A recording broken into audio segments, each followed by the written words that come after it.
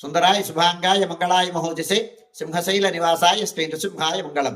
శ్రీ శ్రీ శ్రీ వరాహలక్ష్మీ నృసింహస్వామి వారి సన్నిధానంలో మాఘబహుళ త్రయోదశి బుధవారం శ్రవణ నక్షత్రం ఫిబ్రవరి 26వ తారీఖు యథావిధిగా 4 గంటల నుంచి 4:30 గంటల వరకు సుప్రభాత సేవ.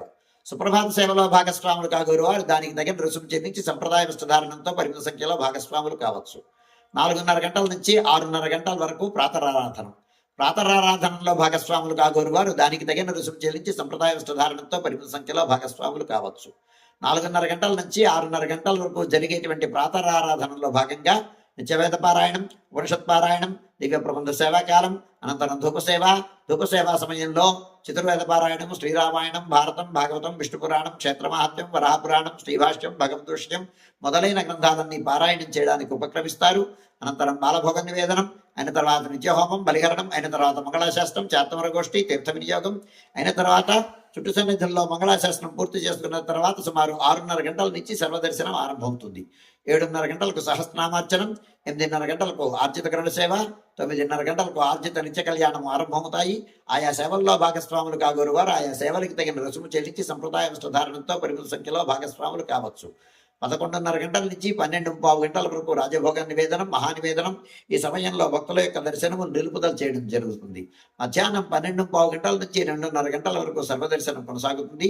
మధ్యాహ్నం 2:30 గంటల నుంచి 3 గంటల వరకు మధ్యాహ్న విరామం. ఈ సమయంలో భక్తుల యొక్క దర్శనము నిలుపుదల చేయడం జరుగుతుంది.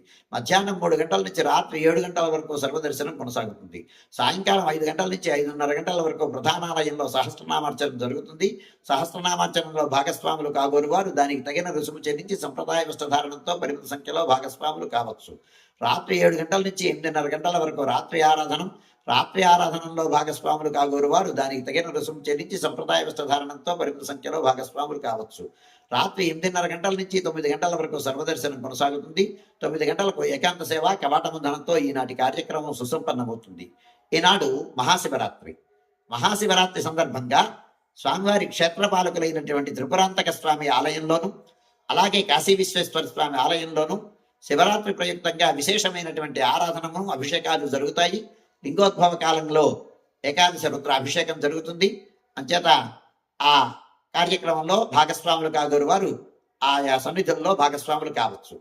అలాగే దిగువ శ్రీ వెంకటేశ్వర స్వామి వారి ఆలయంలో శ్రవణ ప్రయుక్తంగా సుదర్శన హవనం జరుగుతుంది. ఉదయం సుమారు 8 గంటల ప్రాంతంలో ఆ సుదర్శన హవనం సేవించుకోదగినటువంటి వారు ఆ కార్యక్రమంలో భాగస్వాములు అయి స్వామి అనుగ్రహానికి పాత్రం కావాల్సిందిగా ఆహ్వానిస్తున్నాను.